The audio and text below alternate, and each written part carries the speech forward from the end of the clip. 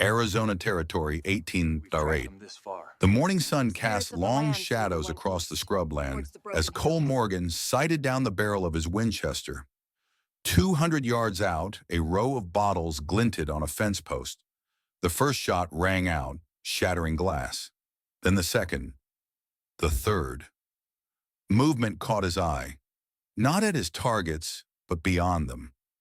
A figure crouched in the brush, rifle trained not on Cole, but toward the northern pasture where his brother Wade was mending fence line. Cole dropped to one knee, adjusted his aim, and fired a warning shot that kicked up dirt inches from the hidden gunman. The figure bolted, disappearing into the pine forest that bordered Morgan land. "Wade!" Cole shouted, already running.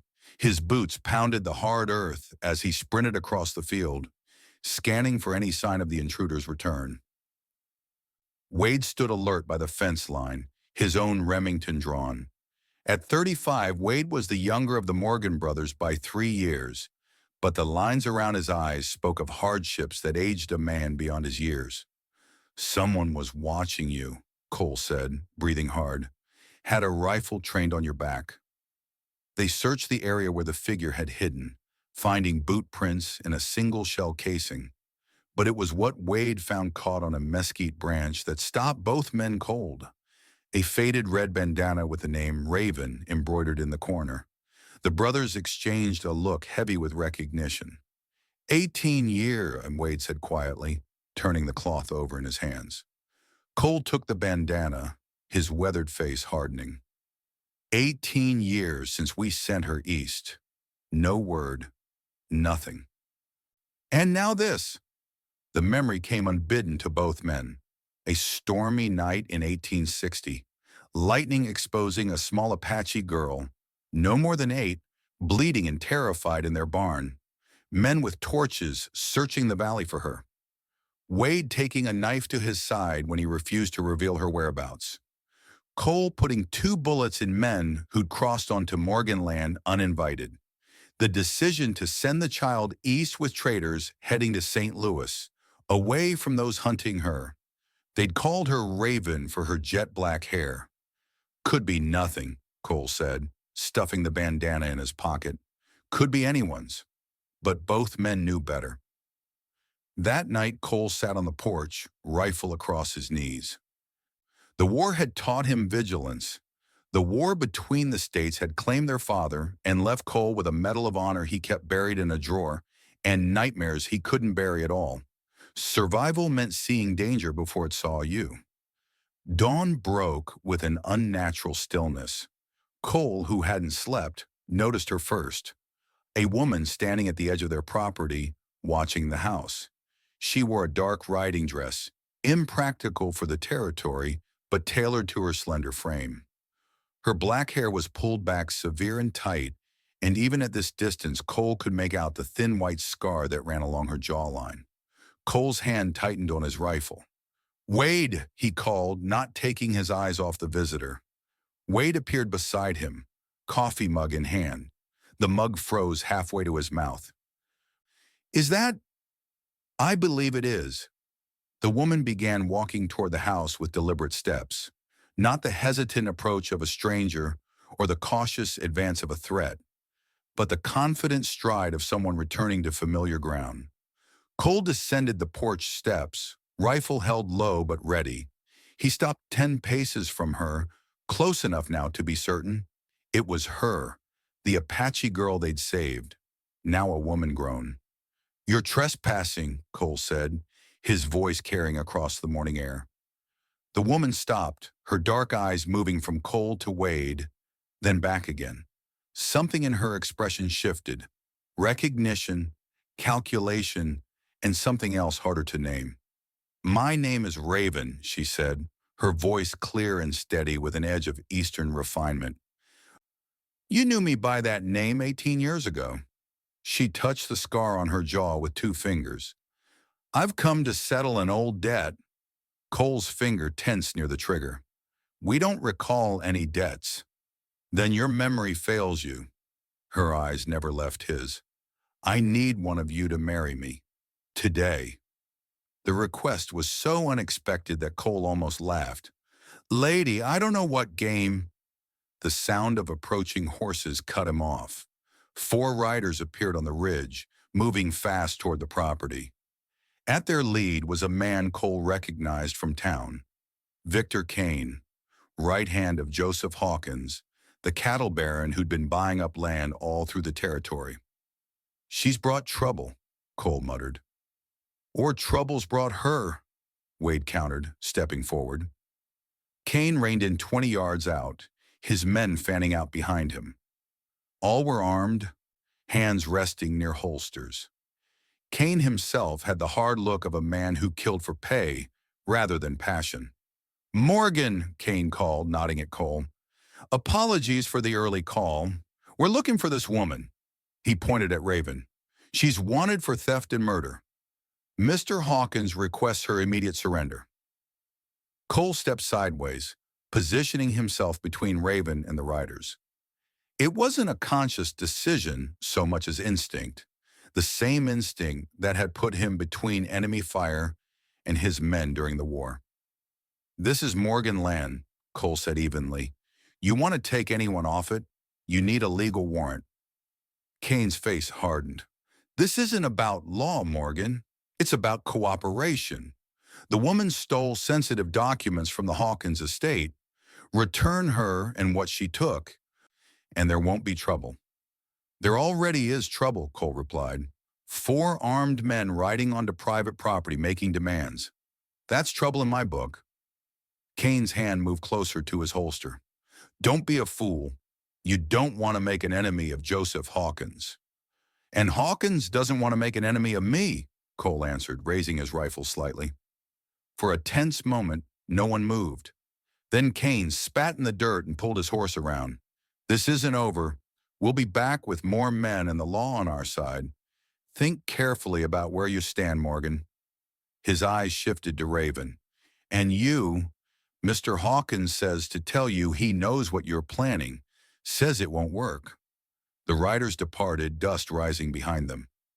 Cole waited until they were out of sight before turning back to Raven, his expression thunderous. "Start talking. The truth this time." Inside the house, Raven stood by the window, watching the road while Cole and Wade processed what she told them. "Hawkins ordered the massacre of your village," Wade repeated, "the same night we found you." "Yes, I found the orders in his private papers, along with plans to seize land from smaller ranchers in the territory, including this ranch." She turned to face them. "Hawkins has the territorial judge in his pocket. He's using forged deeds and legal intimidation to build an empire." "And the marriage proposal?" Cole asked, his voice hard. "As a married woman, I'd have legal protection Hawkins couldn't easily overcome. A wife's property becomes her husband's underlaw. The documents I took would be legally protected. And Hawkins won't risk openly moving against established ranchers like yourselves. It would draw too much federal attention." Cole exchanged a look with Wade. "You expect us to believe you came back after 18 years out of some sense of gratitude to warn us?" Raven's gaze never wavered. "I came back because you two were the only people who ever treated me like a human being instead of something to be used or discarded. And yes, to warn you, Hawkins plans to take your land within the month, by force if necessary." "We can handle Hawkins without a marriage certificate," Cole said dismissively. "No, you can't." Raven moved toward them. "Kane will return with more men. They'll either arrest me for murder, a fabricated charge, or kill all 3 of us and claim self-defense. The only protection any of us has is the law, flawed as it is." Wade, who had been quiet, finally spoke. "Cole, what if she's telling the truth? Hawkins has tried to buy us out 3 times. Cole's jaw tightened. He looked at Raven, at the scar along her jawline, the same scar he'd seen bleeding that night 18 years ago. Then at his brother, seeing the same conflict in Wade's eyes he felt in his gut. Before he could respond, a gunshot cracked outside. The window beside Raven shattered, and she dropped to the floor as Cole and Wade drew their weapons. "Seems Kane got impatient," Cole muttered, peering through the broken glass. "4 men, approaching from the south pasture." He looked down at Raven, then at his brother. "Looks like we've made our choice whether we wanted to or not." "Rifle in the boot by the door," Cole commanded. "Wade, get upstairs. Second floor window. I'll take the kitchen." His voice carried the natural authority of a man who'd led soldiers in battle. Raven retrieved the rifle, checking it with practiced ease that surprised Cole. She caught his look and said simply, "18 years is a long time, Mr. Morgan." More gunfire erupted, bullets splintering wood around the doorframe. Cole returned fire through the broken window, forcing the attackers to scatter for cover. "They're trying to pin us down," Cole called out. "Wade, can you see Kane?" "Negative," Wade shouted from upstairs. "But I count 6 men now, not 4. Cole cursed under his breath. "Reinforcements all ready. We need to move."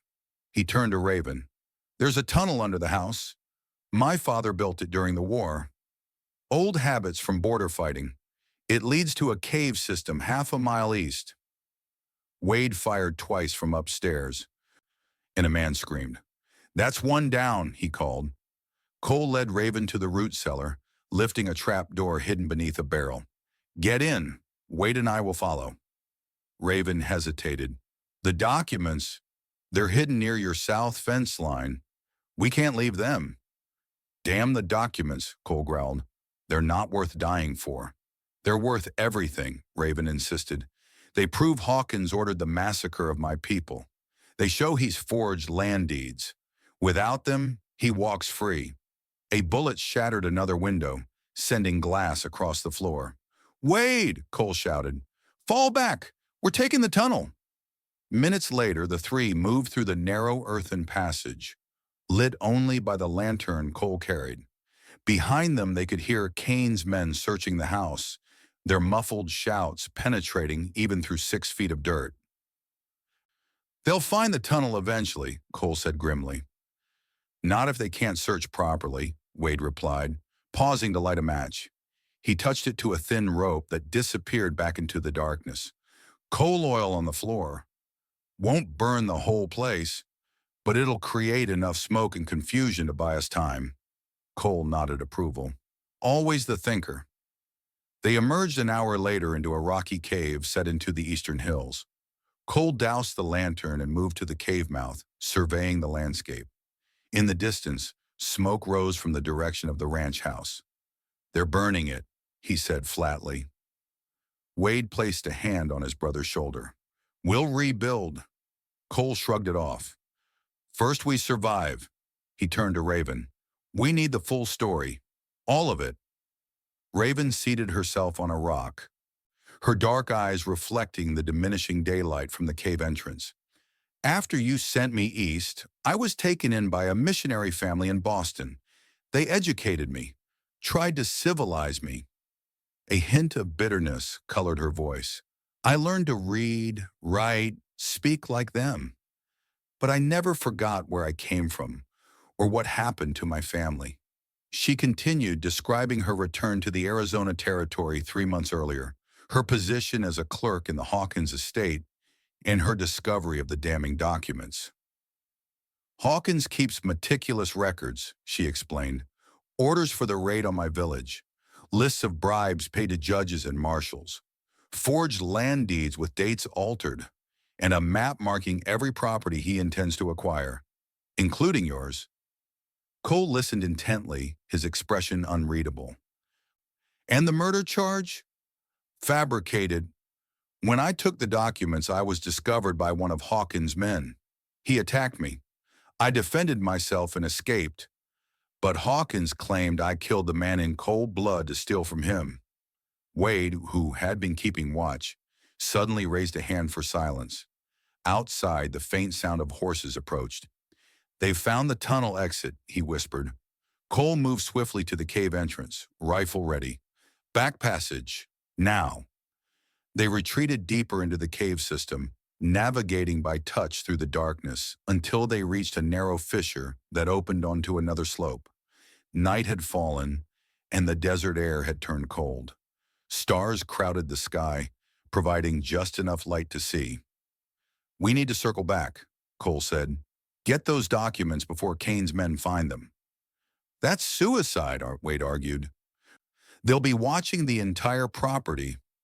"Then what do you suggest?" Cole snapped. "Run? Hide? That's not how we do things." "We outthink them," Wade replied calmly. "We go to town, send a wire to the federal marshal in Tucson, get real law involved." "Hawkins owns the telegraph operator," Raven interjected, "and the town marshal."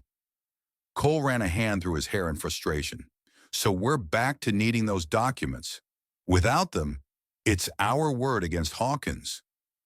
Wade was silent for a moment, then said, "There might be another way." He turned to Raven. "That night, 18 years ago, after Cole brought me inside, I came back to the barn later to check on you." Cole's head snapped toward his brother. "What are you talking about?" Wade continued, his eyes on Raven. "You were crying, trying not to make noise. I gave you my bandana for the cut on your jaw, told you that you would survive, that you were stronger than what happened to you." Recognition dawned in Raven's eyes. "You said the scar wouldn't be a mark of what I'd lost, but proof of what I'd survived."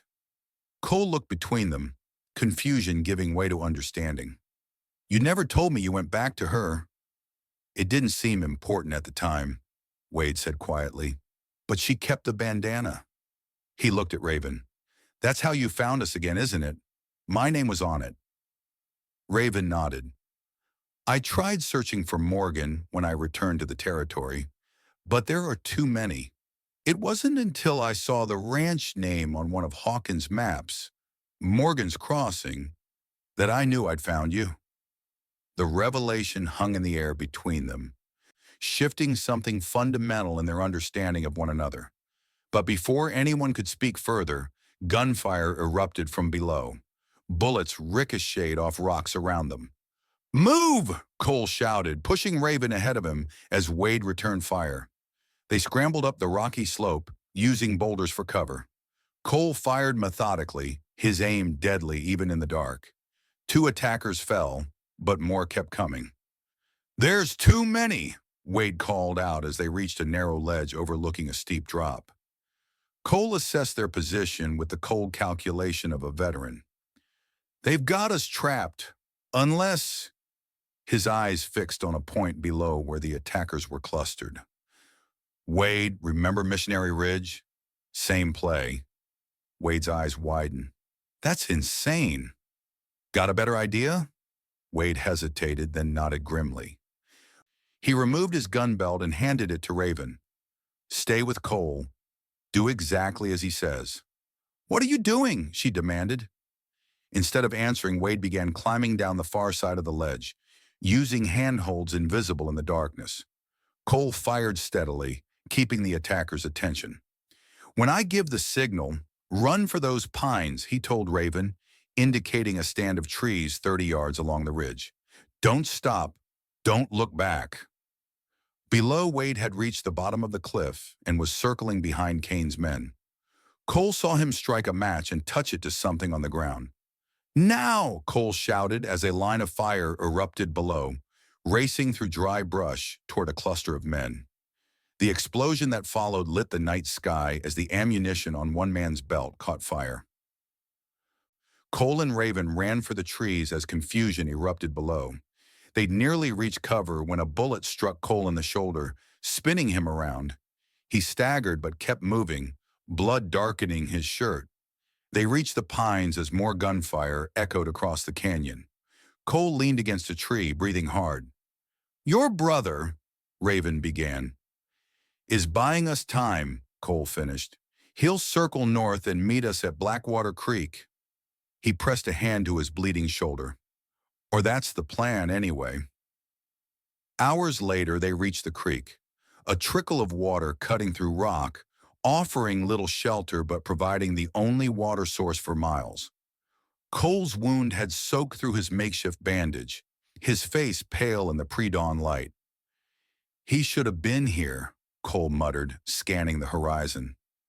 Raven checked Cole's shoulder, her touch efficient and impersonal. The bullet went through. You're lucky. Luck had nothing to do with it, Cole replied. Poor aim in the dark.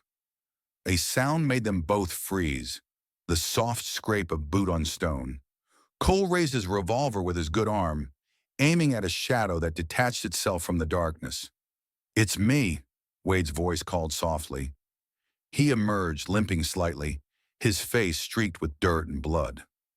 Cole lowered his gun, relief visible in his face for just a moment before his usual stoicism returned. You're late. Got delayed. Kane's men are persistent. Wade's eyes went to Cole's shoulder. How bad? I'll live. Wade turned to Raven. Kane has men searching for us in a 10-mile radius. They know about the documents now, heard them talking. Hawkins is offering $1,000 for their return. And for us? Cole asked. Dead or alive, preferably dead. Wade sat heavily on a rock. They caught me near the ranch. I overheard Kane talking to Hawkins' son. They're planning to burn out any rancher who doesn't sell willingly. Then we need those documents more than ever, Raven said. Cole nodded, his decision made. We go back tonight, under cover of darkness. Get the documents and head straight for Tucson. You can barely stand, Wade objected. I've fought in worse shape, Cole replied, the steel in his voice brooking no argument. As dawn broke fully, they concealed themselves in a dense thicket, taking turns keeping watch. During his shift, Wade sat beside Raven while Cole slept fitfully nearby. Why did you really come back? Wade asked quietly. After all this time, Raven was silent for so long, Wade thought she wouldn't answer. Finally, she said, because for 18 years, every time I touched this scar, I heard your voice telling me I was strong enough to survive. When I found the truth about my people's massacre, I needed to believe that again. Wade studied her face. And the marriage proposal, was that just for legal protection? Mostly, she admitted, but also because... She hesitated. Because I wanted to come home, and you two were the closest thing to home I ever had. Wade's gaze drifted to his sleeping brother. Cole won't admit it, but he looked for you for almost a year after we sent you east. Rode to every trading post within 100 miles asking questions. He never said it, but I think he felt he'd failed you somehow. He saved my life, Raven said softly. We both did. Wade's eyes met hers. But he's the one who's never forgiven himself for not saving more. The moment was interrupted by the distant sound of horses. Many horses. Wade was on his feet instantly, moving to the edge of the thicket. Riders coming. At least a dozen. Kane's brought an army. Cole was awake now, pain etched in his face as he rose. They're tracking us. We need to split up. No, Wade and Raven said simultaneously. Listen to me, Cole insisted. I'll create a diversion. Draw them off. Wade, you get Raven to the ranch, find those documents, and make for Tucson. Find Marshall Ford. He's the only lawman in the territory Hawkins doesn't own. I'm not leaving you, Wade said firmly. Cole grabbed his brother's shirt with his good hand. This isn't a debate. Those documents are the only thing that will stop Hawkins, the only justice Raven's people will ever get, the only way to save our land and every other small rancher in the territory. He released Wade and checked his revolver. I'll meet you in Tucson. 3 days. The lie was evident in his eyes, but his voice never wavered. Before either could object further, Cole was moving through the brush, heading toward a rocky outcropping that offered both visibility and a defensible position. Wade watched him go, his face a mask of conflict. He's sacrificing himself. Then we make it count, Raven said, her voice hardening with resolve.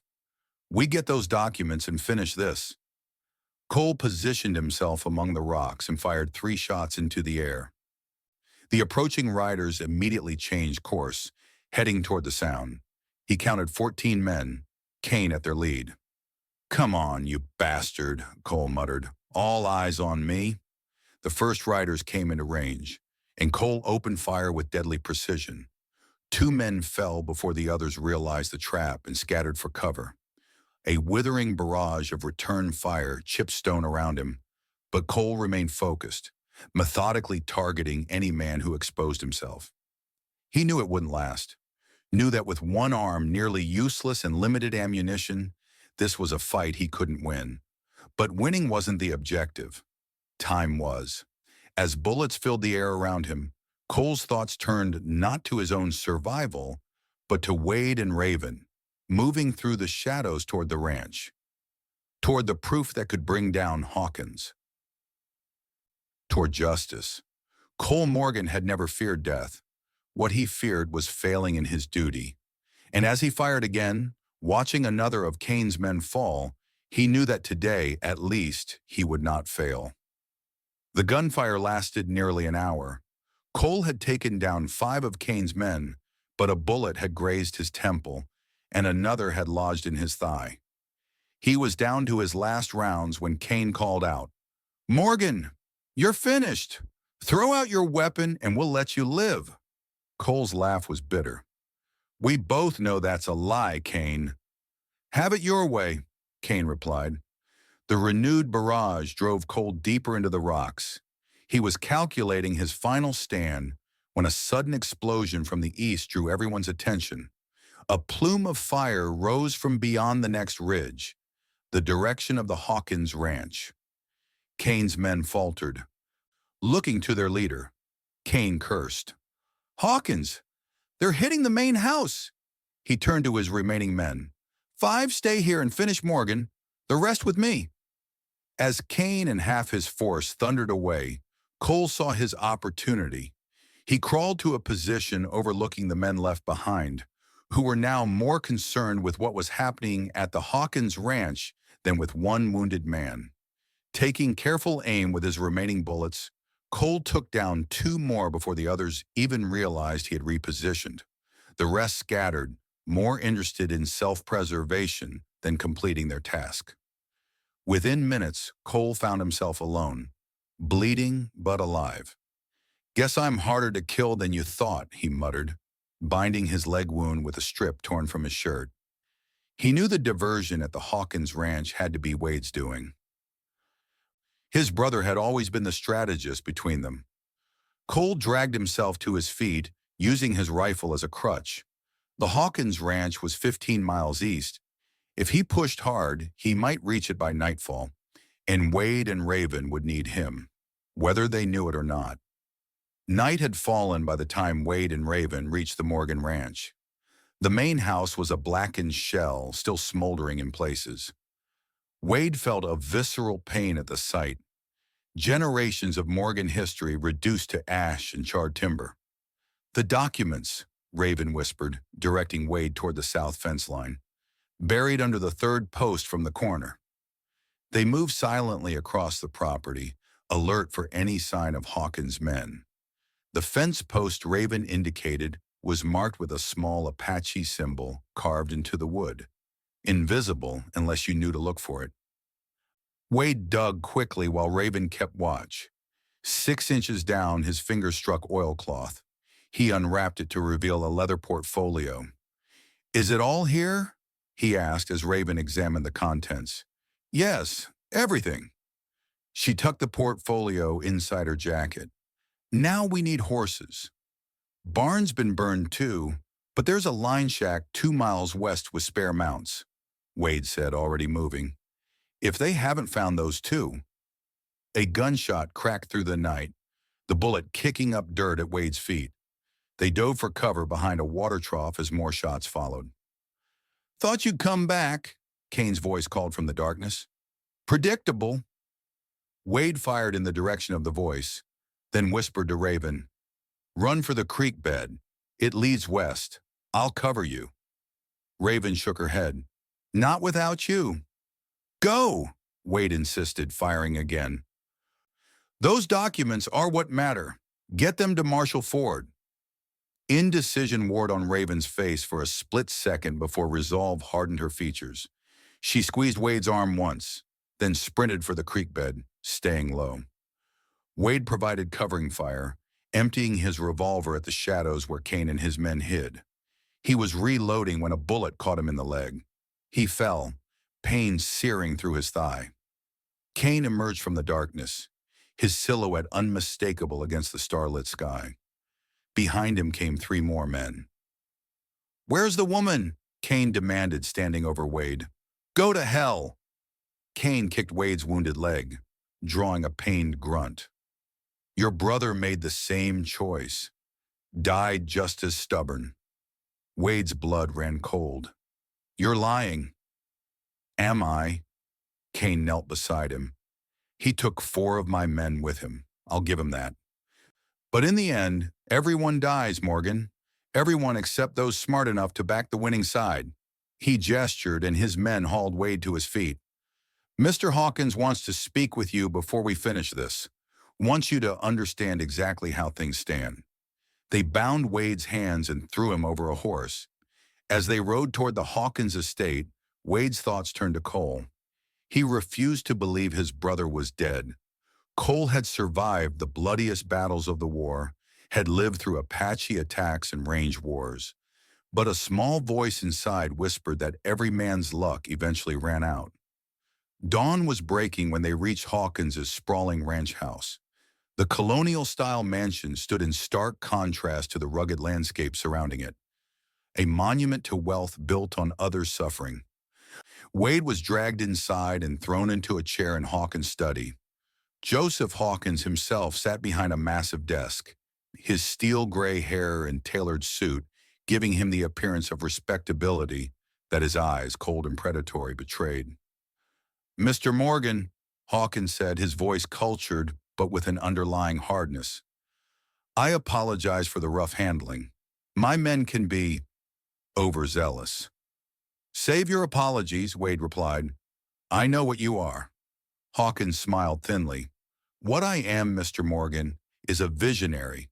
This territory needs order, development, progress. Small operations like yours are inefficient. The future belongs to men who think on a grander scale. The future doesn't belong to men who massacre innocent people for their land." Hawkins' smile never faltered. "Progress requires sacrifice. History remembers builders, not the obstacles cleared to make way for greatness." He stood and walked to a map on the wall, the Arizona territory with large sections shaded in red. "In 5 years, I will control the largest cattle empire in the West. In 10, I'll have a seat in Congress. Your ranch is simply one small piece in a much larger design." "And Raven, the Apache girl whose village you destroyed?" Something shifted in Hawkins' eyes. Surprise quickly masked. "So she told you? Interesting." He returned to his desk. "A regrettable necessity. They refused to relocate peacefully." "You slaughtered them for their water rights," Wade spat. "As I said, progress requires sacrifice." Hawkins poured himself a drink. "Where is she now, Mr. Morgan? And more importantly, where are my documents?" "Beyond your reach," Hawkins sighed. "I had hoped to resolve this civilly. Your brother made the same choice." He nodded to Kane, who stood by the door. "Take him to the old mining office. See if you can be more persuasive there." As Wade was dragged from the room, Hawkins called after him. "By sunset, Mr. Morgan, you'll tell me everything I want to know." They always do. Miles away, Raven pushed her stolen horse to its limits, the leather portfolio secure against her chest. The road to Tucson stretched before her. 2 days' hard ride across hostile territory. Every instinct told her to keep moving, to deliver the documents that would bring justice to her people and the Morgans. But another voice spoke louder. Wade's voice from 18 years ago, telling her she was stronger than what happened to her. That voice would not let her abandon the men who had twice saved her life. At a crossroads, she pulled the exhausted horse to a stop. West lay Tucson and Marshall Ford. East lay the Hawkins Ranch and almost certain death. Raven closed her eyes, one hand touching the scar along her jaw. When she opened them again, determination had replaced doubt. She turned the horse east. Meanwhile, Cole Morgan had been making his painful progress toward the Hawkins estate. His leg wounds slowed him considerably, but the trail left by Kane's men was easy to follow. He'd managed to secure a horse from a Mexican herder who recognized him. Cole had once driven off rustlers targeting the man's cattle. As night fell, Cole reached the outer boundaries of Hawkins' property. From a ridgeline, he could see the main house, lights burning in most windows. Men patrolled the grounds more than usual. Something had Hawkins worried. Cole circled the property, studying the patrols and noting a small outbuilding where two armed men stood guard. Experience told him that's where they'd keep a prisoner worth guarding, which meant Wade was likely there. He was planning his approach when movement caught his eye. A figure moving stealthily toward the same building from the opposite direction. Even at this distance, Cole recognized the way Raven moved, silent and purposeful as a shadow. "Damn fool woman," he muttered, both impressed and alarmed. He readied his rifle, calculating angles and timing. Whatever Raven was planning, she'd need help. Night had fallen by the time Raven reached the outskirts of Hawkins' property. She concealed the horse in a dry wash and continued on foot, moving like a shadow through the scrub brush. The main house was lit up, activity visible through the windows. But it was a small building behind the stables that drew her attention. The old mining office, now guarded by two of Kane's men. Raven circled wide, approaching from behind. The first guard died silently, her knife across his throat before he registered her presence. The second turned at the sound of his companion falling, but too late. Raven's second blade found his heart with deadly precision.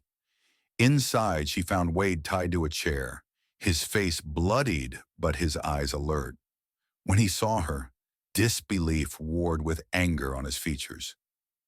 "What are you doing here?" he hissed as she cut his bonds. "You should be halfway to Tucson." "I don't leave debts unpaid," she replied simply. Wade tried to stand but nearly collapsed, his wounded leg buckling. Raven caught him, supporting his weight. "Cole?" he asked. She shook her head. "I don't know. Kane said—" "Kane lies," Wade interrupted. "If anyone could survive, it's Cole." But doubt shadowed his words. "We need to move," Raven urged. "I have a horse hidden nearby." "Not without the documents," Wade said firmly. Raven patted her jacket. "I have them, but we need to get them to Marshall Ford." Wade shook his head. "Hawkins will hunt us to the ends of the earth. We need to finish this here." Understanding dawned in Raven's eyes. "The house. Hawkins is inside. So are his records, his bribes, everything. If we can't make it to Ford, we bring Ford to us." The plan was simple and desperate. Wade created a diversion at the stables, setting fire to the hay storage while Raven used the confusion to slip into the main house through a servant's entrance. Her target, Hawkins' study in the safe she knew, contained even more damning evidence. The household erupted in chaos as the stable fire spread, illuminating the night sky with angry red light. Men shouted, horses screamed, and in the confusion, Wade limped toward the mining office where Kane had left his gun belt. Inside the house, Raven moved silently through darkened corridors, her Apache heritage serving her better than years of Eastern refinement. She reached the study undetected, only to find Joseph Hawkins himself inside, frantically emptying the safe. Their eyes met in mutual recognition. Hawkins reached for a desk drawer, but Raven was faster, her knife pressing against his throat before his hand found the gun she knew would be there. "You?" Hawkins breathed, fear finally cracking his composed exterior. "Me," Raven confirmed. "The girl who survived when you killed everyone she loved." Outside, gunfire erupted, as Wade engaged Kane's men from the cover of the mining office doorway. Bullets shattered windows and splintered wood, adding to the chaos of the burning stables. In the study, Raven forced Hawkins into a chair, binding his hands with curtain cord. 18 years, she said, her voice deadly calm. 18 years I've carried the memory of what you did. 18 years wearing this scar as proof that I survived your butchery. She gathered the papers from the safe and added them to her portfolio. These are going to Marshal Ford. Every deed, every bribe, every order, including the order to massacre my village. Hawkins' composure cracked entirely. You can't prove anything. It's your word against mine. A respected businessman versus an Apache savage. Not anymore, Raven replied, holding up a particular document bearing Hawkins' signature. This order specifically calls for removal of Apache obstacles by any means necessary. Signed and dated 2 days before the massacre. A commotion at the study door interrupted them. Kane burst in, blood streaming from a gash on his forehead, revolver aimed at Raven.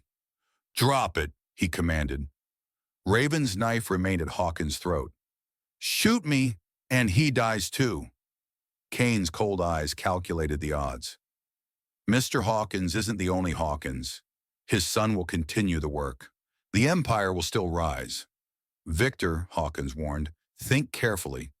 But something had shifted in Kane's expression. A man recognizing a losing game. I have, sir. For the first time in years. His gun swung toward Hawkins. The shot echoed through the room. Hawkins slumped in the chair, a red stain spreading across his chest. Kane lowered his weapon. Why? Raven demanded, knife still ready. Because men like him think loyalty can be bought, Kane said wearily. I've killed enough for his empire. His son will be on the first train east when he hears about this. The empire dies tonight. More gunfire erupted outside. Kane turned toward the door. That'll be your friend Morgan. Still fighting despite that leg. Stubborn family. Like my brother, a new voice said from the doorway. Cole Morgan stood there, one arm in a blood-soaked makeshift sling. His revolver aimed steadily at Kane's heart. His clothes were torn and filthy, his face haggard with pain and exhaustion, but his eyes burned with the same unyielding determination. You're supposed to be dead, Kane said, genuine surprise in his voice. Not the first time I've disappointed, Cole replied. His gaze moved to Raven, then to Hawkins' body. It's over? It's over, she confirmed, holding up the portfolio. Kane slowly placed his gun on the desk. For what it's worth, I never agreed with the Apache massacre. That was all him. He nodded at Hawkins. Business is one thing. That was something else. Cole's gun didn't waver. You still rode with him, still enforced his will. Yes, Kane admitted, and I'll answer for that, but not to you. Cole considered this, then lowered his weapon slightly. Get out. Ride east and don't stop until you hit the Mississippi. If I ever see you again, I'll kill you without a word. Kane nodded once and walked past Cole without looking back. The three stood in the study, surrounded by the evidence of Hawkins' crimes, as outside the fire spread to outbuildings and gunfire gradually died away. Wade? Cole asked. Outside. Shot in the leg, but alive. Raven moved to Cole's side, examining his wounded shoulder with professional detachment. You should be dead. Not ready to die yet, Cole replied simply. His eyes met hers, and something unspoken passed between them. You came back for him. For both of you, she corrected. My debt was paid 18 years ago, Cole interrupted. This wasn't about debt. Raven's composure finally cracked, emotion bleeding into her voice. No, it wasn't. 3 days later, the trio rode into Tucson, saddle sore and exhausted, but alive. Marshal Ford, A grizzled former Union cavalry officer with a reputation for incorruptibility received them in his office. He spent hours reviewing the documents, his expression growing grimmer by the minute. "This is enough to hang a dozen men," he said finally, looking up at the three weary faces before him. "I'll dispatch deputies to secure what's left of the Hawkins estate and arrest his son if he's still there. Kane, too, if we can find him." "What about the land deeds?" Wade asked, their own ranch foremost in his mind. "All forged deeds will be invalidated," Ford assured him. "Your property remains yours, Mr. Morgan. And as for the Apache massacre," he looked at Raven, genuine regret in his eyes. "We can't bring them back, but we can ensure justice is served. These documents prove Hawkins ordered the killings." "That won't go unpunished."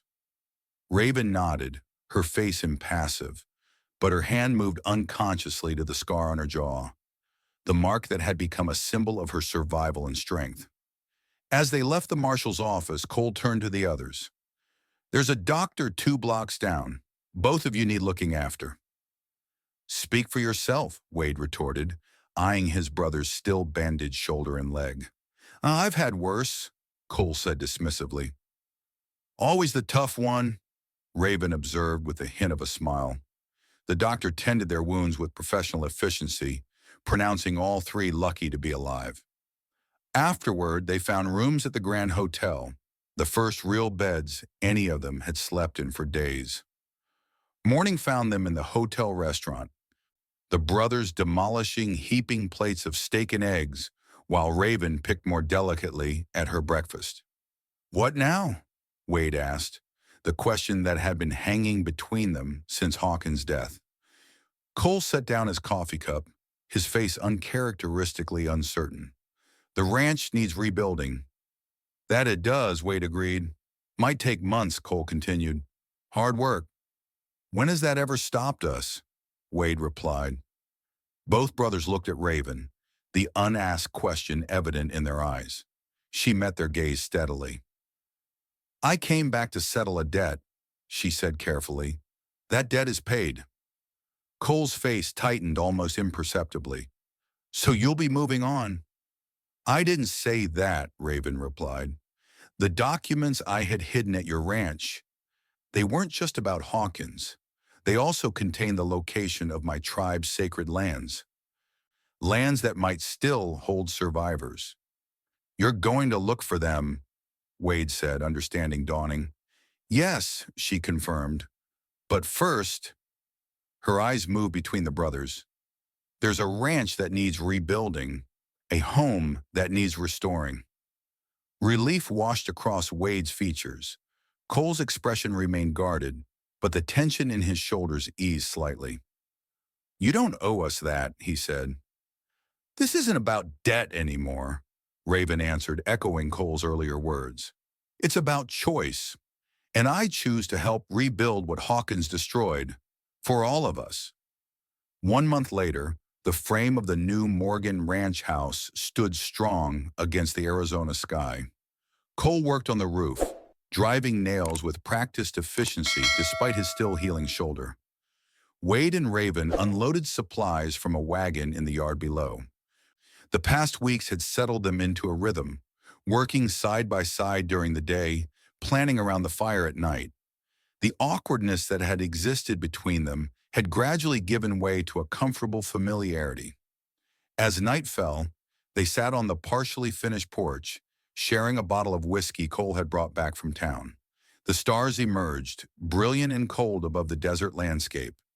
"Got word from Marshal Ford today," Cole said, breaking the comfortable silence.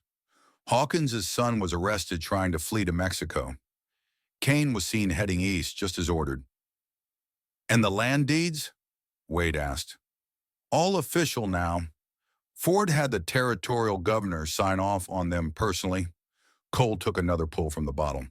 "Morgan's Crossing is ours, free and clear." "Ours," Raven repeated softly, testing the word. Cole's eyes found hers in the darkness.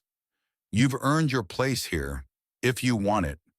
The question hung in the air, laden with meaning beyond the simple words. "I do," she said finally. "For as long as I'm welcome." Wade's hand found hers, squeezed gently. "That would be always." Cole watched them, his expression unreadable in the firelight. Then he nodded once, a decision made. "Come spring, after the house is finished, we'll help you look for your people." Surprise flickered across Raven's face. "You don't have to do that." "No," Cole agreed. "But family helps family." The word family settled over them, fitting like a well-worn glove. Not the family any of them had been born to, but the one they had found, forged in blood and sacrifice, and the shared understanding that some bonds ran deeper than words could express. As the fire burned low and the desert night grew cold, the three sat together on the porch of a half-built house that was already more of a home than any of them had known in 18 years. The future stretched before them, uncertain, challenging, but faced together. And for Cole Morgan, who had carried the weight of responsibility and regret for so long, that was enough. More than enough. It was everything.